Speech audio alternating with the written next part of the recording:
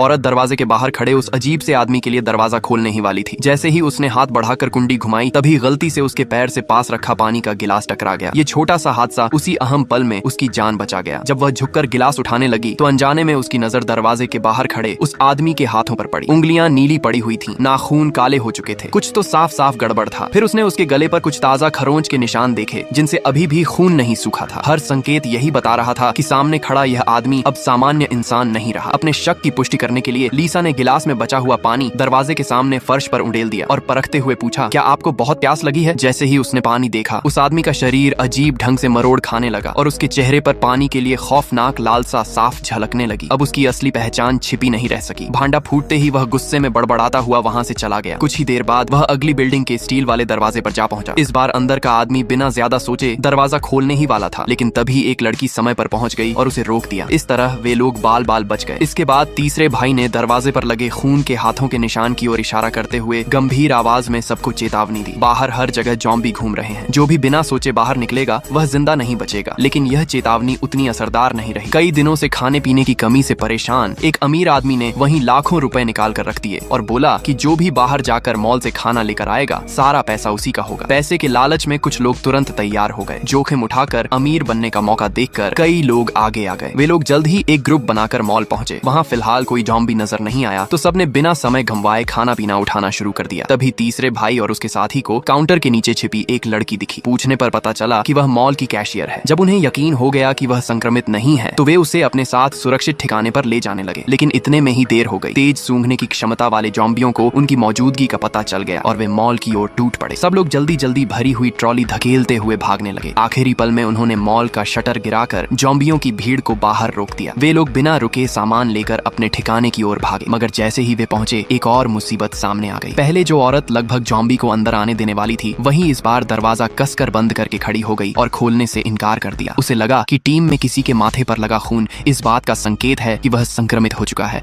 और कभी भी ज़ॉम्बी बन सकता है। लीसा ने समझाने की कोशिश की कि वह सिर्फ भागते समय लगी चोट का खून है, लेकिन वह औरत जिद पर अड़ी रही। इस बीच बाहर से ज़ॉम्बियों की भीड़ के आने की आवाजें तेज होती जा रही थीं। घबराहट में सबने हथियार उठा लिए। तभी एक छोटी लड़की ने चुपके से दरवाजे को अटकाने वाली झाड़ू हटा दी। सब लोग जान बचाकर अंदर घुस गए और इस तरह वे एक बार फिर मौत के मुंह में जाने से बाल बाल बच गए। औरत दरवाजे के बाहर खड़े उस अजीब से आदमी के लिए दरवाजा खोलने ही वाली थी। जैसे ही उसने हाथ बढ़ाकर कुंडी घुमाई, तभी गलती से उसके पैर से पास रखा पानी का गिलास टकरा गया। ये छोटा सा हादसा उसी अहम पल में उसकी जान बचा गया। जब वह झुककर गिलास उठाने लगी तो अनजाने में उसकी नजर दरवाजे के बाहर खड़े उस आदमी के हाथों पर पड़ी। उंगलियां नीली पड़ी हुई थीं, नाखून काले हो चुके थे, कुछ तो साफ साफ गड़बड़ था। फिर उसने उसके गले पर कुछ ताजा खरोंच के निशान देखे जिनसे अभी भी खून नहीं सूखा था।